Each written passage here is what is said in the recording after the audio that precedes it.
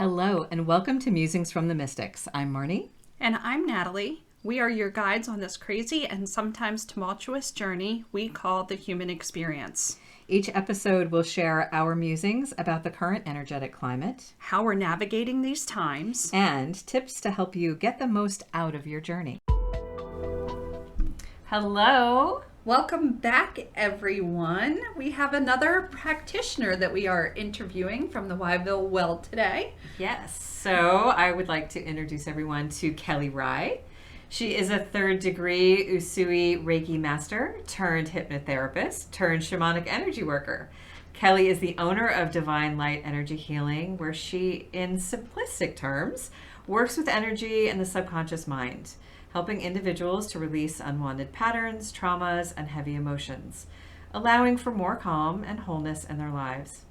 She is also an artiste and teaches lots of classes here, and a teacher. She loves to help others find expression through creative outlets and greater peace and wholeness through making art. So welcome, Kelly. Hi. Yes, welcome. We're excited to have you here. Me too. I always love chatting with you ladies. It's always a enlightening time, to say the least. Yes, that is true. We have that effect on some people, yes. So you do. All right, so let's just jump into it. Tell us a little bit about yourself and the work that you do. Well, a lot of people ask me that all the time, and I cannot really put that into a box or to put a label on it, nor do I want to, because what really is a box in this line of field? Right. That's why she fits in here very well, because we're all like, well, you know, we do healing stuff. Right. We do energy work. Sure. That's good. That encompasses everything. Sure, you name it, we do it. Which isn't helpful for people who don't know what energy work Yeah. is. So, you know, let's see how you do it, explaining it. Yeah. Well, I like to say that we all have a lot of tools in our tool belt, and we all wear a lot of different hats, and it's just about finding what works best for you. And after my many years of training in Reiki, hypnosis, and shamanic practices, as well as just life in general, The best teacher life of all. has taught me a lot. I've been able to kind of curate and find my own little niche, helping individuals to release unwanted patterns, heavy emotions, any unwanted feelings, and I essentially help them do it on either an energetic level or through a subconscious level. And That's where the hypnosis comes in, yeah, right? yeah, it's the blend of both worlds. And so essentially from an energetic level, I could do it with Reiki and shamanic energy practices, or on a subconscious level, it's through hypnosis and past life regressions. Regardless of what route we go, it's essentially doing the same thing. It's just releasing those heavy emotions and patterns, and it's on a subconscious level. Yeah. It really just depends on what works best for the individual and what it is that they're really trying to release. So I had a session with Kelly, and mine wasn't particularly a pattern I was trying to release. It was something I was trying to get in touch with, which was joy. That was my word for the year. And I was trying to, what is kind of the barrier between me and this feeling? Being Aquarian, feelings are really, like a foreign language to me. And we did a hypnosis session, and it was great because it allowed me to go into the inner mind space and remember memories that were the creator of the blocks, or the reason why it was difficult for me to get in touch with that.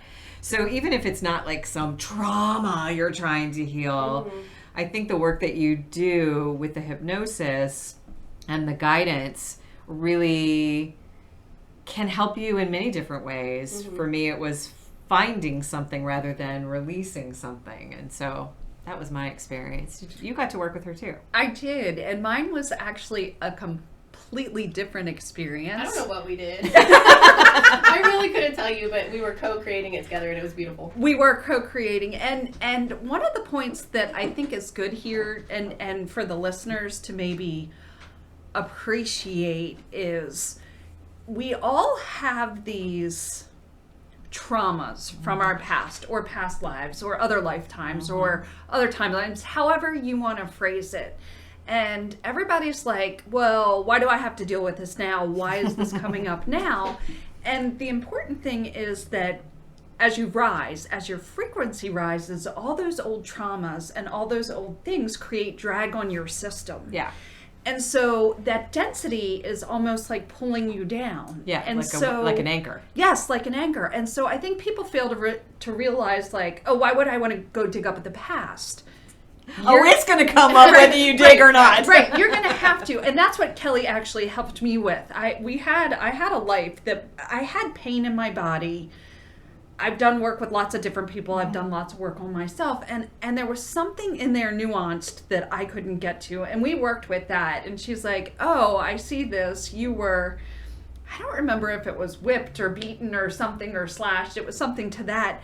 And I had peeled back other layers to be able to get to that. And Kelly helped me with releasing that. So mine was a release. Yeah. And something that I couldn't get to, or that I had to clear all the other layers first, and I still needed help getting to that. It was a fabulous experience. Yeah, I think people have a wrong or misconception about hypnosis, and you're not like in a trance and barking like a dog. Yeah. It is much more of a relationship and a conversation with the mind out of the way.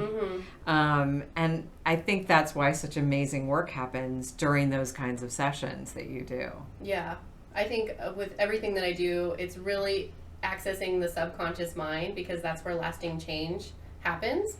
Yes. And, my favorite analogy is the iceberg analogy. If you were floating out in the water and you saw an iceberg, Right. what you see on the surface is only 10% of that iceberg's body mass. And Right. that reflects our conscious mind. And our conscious mind is our analytical brain, our logical side.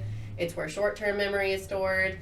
And that's where we think we run the show, and we try to think our way out of everything. But as we know, we cannot think our way out of anything. So 90% of that iceberg's body mass is underneath the surface, and that is our subconscious mind. That's where, wounds, old stories, trauma. It is running the show. It is really running the show. And so with all the work that I do, we're really getting down to that deeper rooted cause, which is located in the subconscious brain. Yeah.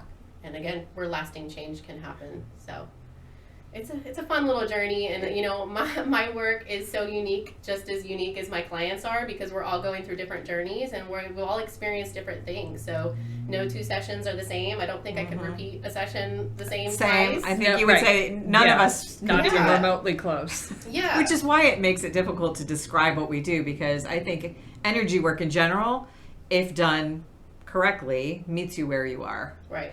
And you're going to be in a different place today and tomorrow, right? And that what's happening and what you're experiencing is always going to shift. And I think that's what makes this work so fascinating, because it's not a prescription. It's not, let me go to my medical book and here's your symptoms and here's the one treatment. No. Yeah. We really can work with, how can I help you in this moment about this one thing? Right. Right.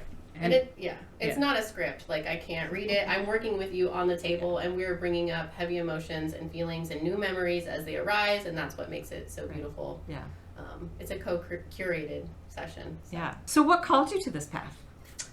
I mean, we've all had trauma, right? So Sure. we all have reasons why we step on the healing path. I think originally, right? We were just trying to heal ourselves, trying to feel better. But was there like a pivotal moment where you're like, either something had to change, or this pivotal moment where you went, I need to do this for other people? Yeah, well, I mean, I wasn't really called to this line of work. I would say I was pushed off the ledge by the universe. Wow, I was pushed that's a good one. I was pushed off the ledge by the universe in a gentle way, of course. It doesn't always have to be gentle either. I was being facetious. It wasn't gentle. But I was essentially rock bottom. And the universe was like, it's time to wake up. You're meant for more. We're not doing this anymore. And so it was just, I call it my past life, because it feels like like so many lifetimes ago. It is crazy to look back at who I once was before my spiritual awakening. And again, it's like night and day. It's like a literal flip of the switch. No, it didn't happen in the flip of a switch. No. But I see. Right, the transition is a night and day, but the work is work. Right. Very much so. They don't call it healing work because it's easy. Right. Yeah. Yeah. No, it's been one hell of a journey, to say the least. But, if somebody was to see me before my spiritual awakening, again, it was like night and day. I was a very, very different person. I was a crazy wild child, very unpredictable, and honestly just a sad and lost girl. I grew up with an amazing family, amazing parents, but they were going through their own traumas and their own limitations, and even knowing they were loving and attentive, they were kind of emotionally unavailable at times. So I had to learn on my own. Being an only child, I grew up hard and fast and got thrown into the ways of the world, and again, just had to learn on my own. And I see a lot of patterns from my past who kind of shaped who I was. And again, my family was loving and they were supportive, but they were partiers, they were drinkers. My idea of a family vacation is going to Vegas or the racetrack or barbecue and beers. Like that, my family always had fun. They were always laughing and joking, but it always had alcohol. So I just always thought that that's what adults did, is they needed to unwind. And so I followed suit as I got older, and I followed in that footsteps. I was drinking and partying at a very young age and putting myself in very unfavorable situations with the wrong crowd, to say the least. And so it just kind of put me on a trajectory of, who knows? I don't know. It just put me on the wrong path that I nobody would want their child to go down. So again, I just started off on the wrong foot in life with a lot of misguided direction. And, as I got older, I did have a clearer head on my shoulders. I had a really good, well-paying job in financing, and I made a lot of money, but I was still lost. I was still misguided. There was always still alcohol. There were always ways to numb my pain and to hide my true feelings. And so, I think it was just one thing after another leading me down the wrong path. And I was constantly finding myself in very toxic relationships. And eventually around like my 30th birthday, I got into an extremely abusive relationship. It was physically, mentally, emotionally, all of it. It was just really, really bad. And personally, that was rock bottom for me. I had never felt so trapped and scared. It was, again, a very abusive situation, and I was just trapped in my own home. There was nowhere for me to go. I couldn't call the cops. It's one of those situations where people are like, why didn't you just leave? And it's like, unless you're in that situation, it's really hard to explain why you stay in that type of situation. But eventually, things came to a head. He one day broke my ankle, and I watched the cops take him away, and I am to this day so grateful that he did break my ankle, because I see it as a blessing in disguise. It really got me away from that horrible situation and horrible predicament that I was in. And I see that actually as the catalyst, which threw me into the path that I'm in today. Something has to change. Yeah, something had to change. And so after he broke my ankle, I went to live with family. I went to heal. And even knowing it was a fresh start, I was still very lost. I didn't know who I was. I literally had 30 years of not knowing who I was and who this person was that I've been pretending to be for the last 30 years. So again, I was very depressed. I was suicidal. It was just a very hard time for me. But next thing I know, I am booking a solo trip to Hawaii, to the Big Island, and it was the first time I had ever traveled by myself. It was the first time I ever essentially had to take care of myself in another place. So it was really just kind of a unique situation because it put me out of my comfort zone. I was constantly putting myself in situations where in the past I would have been very fearful and scared. So the whole trip was just really crazy looking back on it. But the crazy thing about it was all of these spiritual people kept coming to me and giving me readings, like whether on the beach or on the street or in the hotel. They were just coming to me and giving me readings, and I think they could just see how rock bottom I was, and they could read my energy from far away. And so again, they were just coming to me and telling me things. I was staying at a hostel, and there was this guy, and he's like, I do Reiki, and I'm a sponge. And I'm like, you're a sponge? Like, what does that mean? You know what I mean? So he basically, we're standing in front of each other, and he puts his hands out, and he makes me put my hands in his hands and, like, release, like, fully release. He kept telling me, let go, because I was holding on to the tension so hard in my hands. So finally, I was able to release. And next thing I know, I am just bawling my eyes out. Like, I am just sobbing like a baby, and I don't know from where or from what. Like, I was just releasing it all out. And it was essentially like the floodgates of all of the trauma and the crap that I've been through at a very young age. And it was just a huge release. And it was funny because he had to like go ground in the grass for 30 minutes afterwards because he was like, it hit him really, really hard. And then the next day he was like avoiding eye contact with me in like a jokingly way. He's like, I don't know what you released last night, but it was intense. And I was like, yeah, now you know how I feel. Right. That's interesting because we were talking about before the way that when you're out of alignment, it's hard to see pathways out. It's hard to see where to go. But when you make that choice that feels crazy, why would you suddenly book a trip to Hawaii? Like, what logic does this make? It doesn't. So left field. But suddenly it was in alignment because you followed your instinct, you followed your soul calling, and then everything came to you. Yeah. Just like that. So again, when you're out of alignment, life is a shit show. When you're in alignment, everything arrives without having to struggle. Right. And it works out. Yeah. Because here you are. Yeah. Well, that wasn't even the craziest part. Again, everybody just kept coming to me and giving me different readings and stuff like that. But I one day booked a surfing lesson, and I always wanted to learn how to surf because I'm from California, and it was just always something I wanted to do, but I was always obviously too scared. Scared of what? Failure? I don't know. But I was doing the surfing lesson, and there was one other girl with me, and she, at the end we were sitting on the beach, and she looked at me and she says, "You're struggling on that board like you're struggling in your life." And I was like, what? It was so left field, and it threw me off. And she's like, I'm a Reiki master and I'm a conduit. And I was like, okay. And that was the second time I'd heard Reiki on that trip. And I was like, okay, what the hell is this Reiki? Like, I need to learn more about it. And then so her and I swapped numbers, and we ended up hanging out a couple days later. And next thing I know, I'm getting a Reiki attunement on top of Mauna Kea, which is the highest mountain on the Big Island.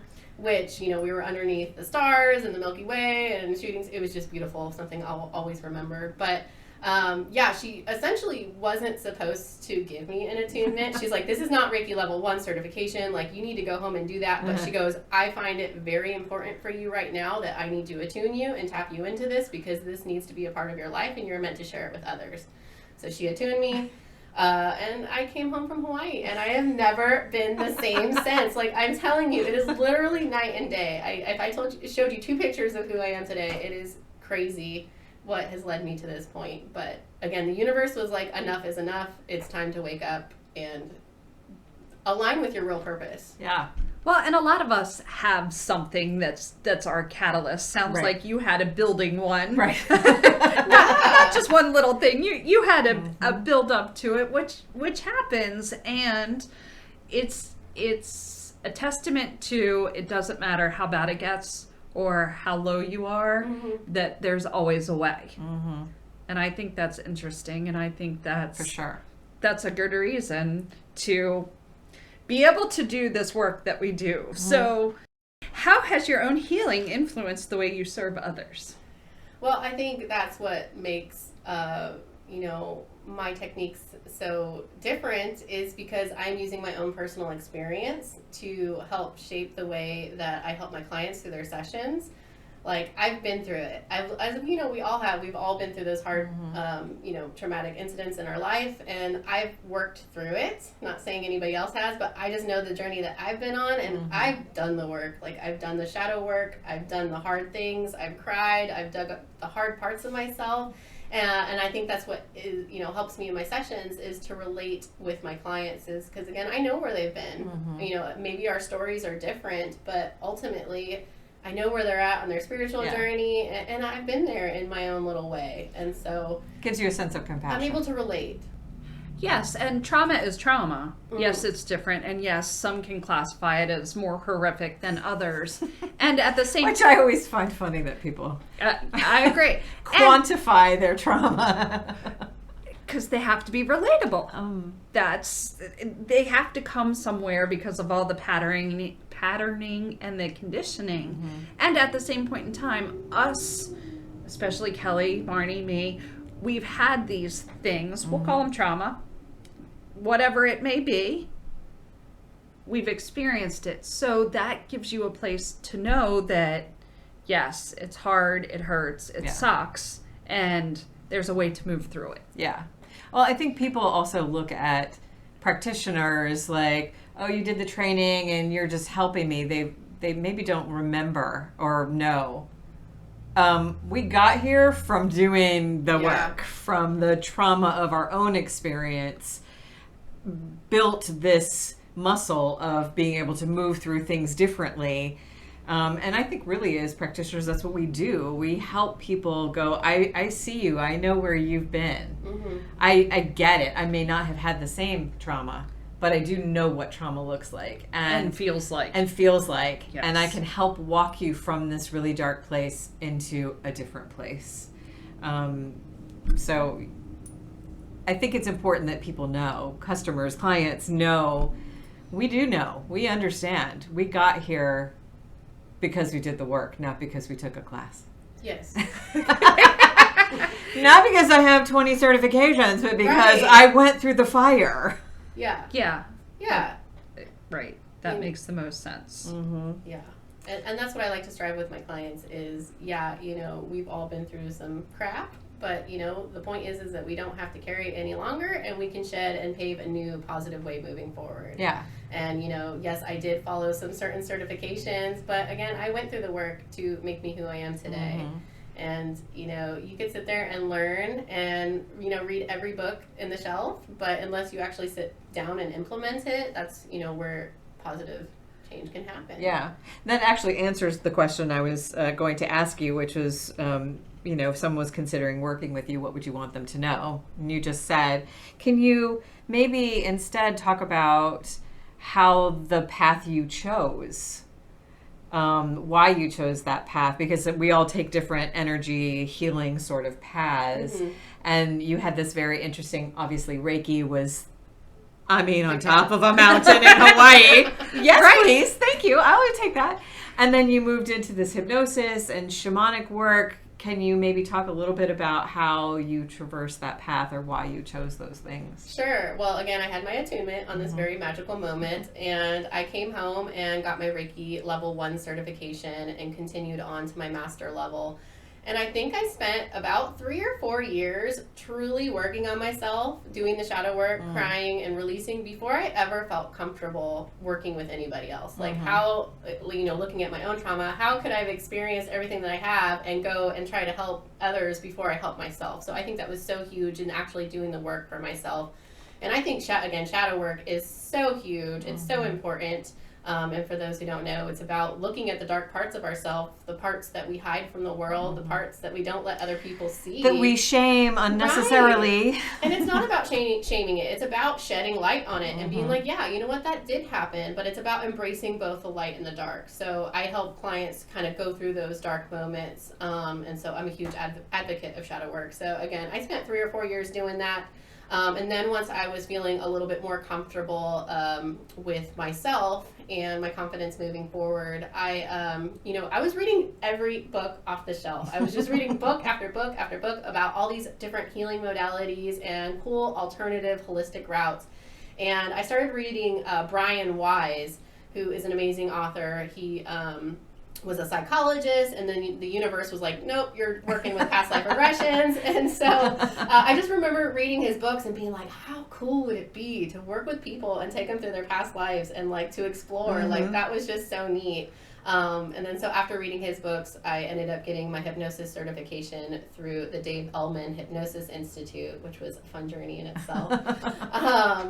And then again, on my ever-evolving quest for knowledge, just reading every book on the shelf, I also stumbled across Drunvalo Melchizedek. He's one of my favorites. He is the author of The Ancient Secret Flower of Life, Volume 1, 2, and now 3. And I love him because he's so gentle. He's just a gentle soul, and he's the perfect amount of science and woo-woo. So I just love all of his books. I've read them all. And he has 2 of them in particular. It's the Mayan Ouroboros and the Serpent of Light, the rise of the feminine Kundalini energy. But both of those talks a lot about Native American cultures and things like that. And he talks a lot about the medicine wheel. And so after I read those, I kept dreaming about the medicine wheel. It just kept popping up. And I'm like, what is this medicine wheel? Let me learn more about it. And then so that's what evidently led me into the shamanic work that I'm doing now. And it's just been a truly rewarding path, to say the least. And I think like Kelly and I are kindred spirits anyway. She likes to read almost as much as I do. Yeah, you're aliens to me. I have time. And I think it speaks, she said evolution. And evolution, like we all have that, like I have a whole bunch of certifications. You have a whole bunch. We all have a whole bunch of certifications. Not one of my certifications is listed on my website anymore. Because it was an evolution. It was a stepping stone. It was a place to get where you can incorporate all the things that you've learned into whatever you do. And I feel like that's what you do too. Like, it's not just I had Reiki. It's not just I have hypnosis. It's not just you have one thing. Yeah. You take all that knowledge and you transform it into whatever the person in front of you needs while they're in front of you. Well, I think we are evolution personified.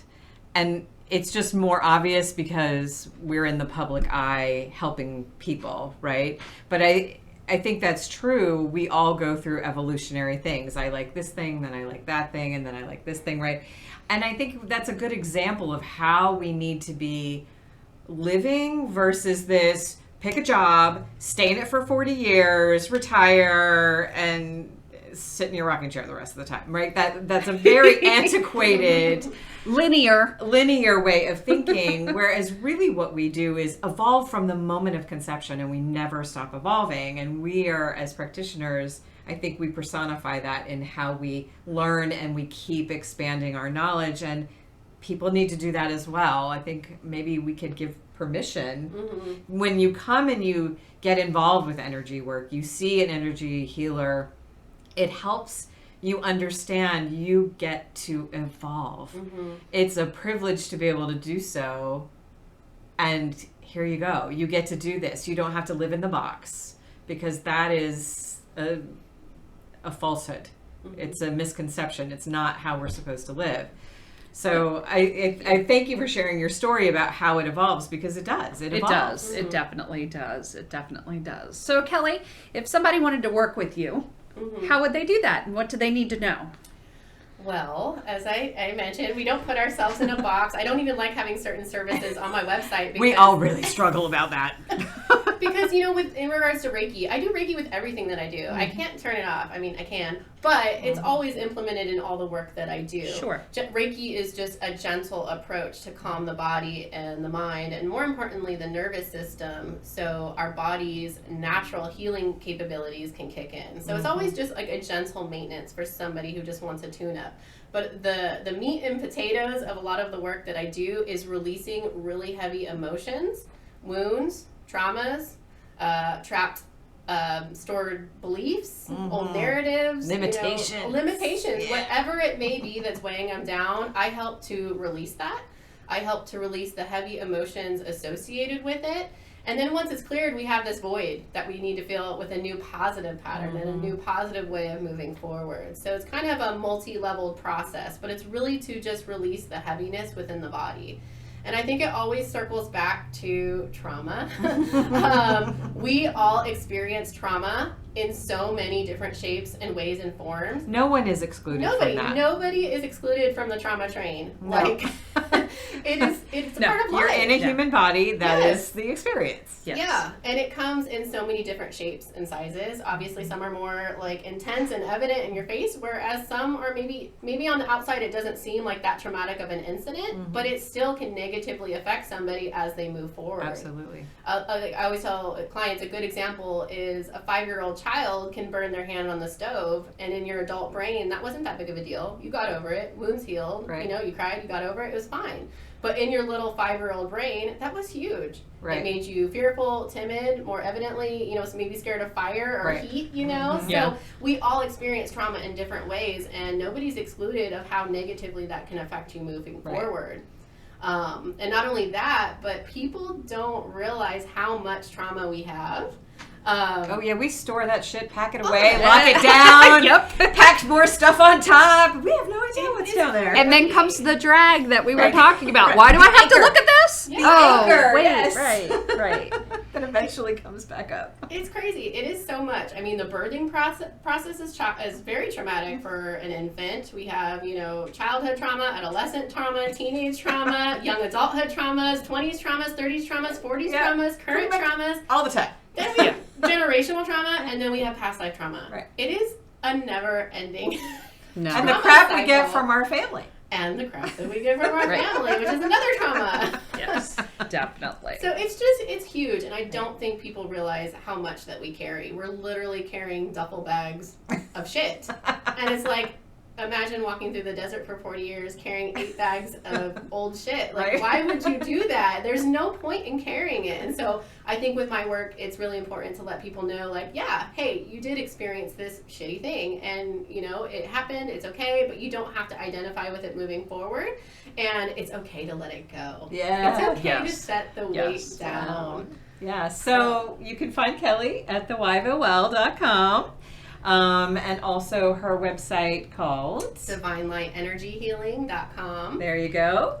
And yeah, we will put the links for Kelly below so that you can find her easily. And if you're interested in booking a session, I'm sure she'd love to help you. Yeah, come to me with all your problems. I'll help you. We'll work on one heavy emotion at a time and slowly help you to feel whole. There you go. Well, thank you, Kelly, for joining us. We Thank appreciate it. Yes. Until next time. Thank you for having me. See you Thank later. you for having me. Thank you for having me. Bye. Bye.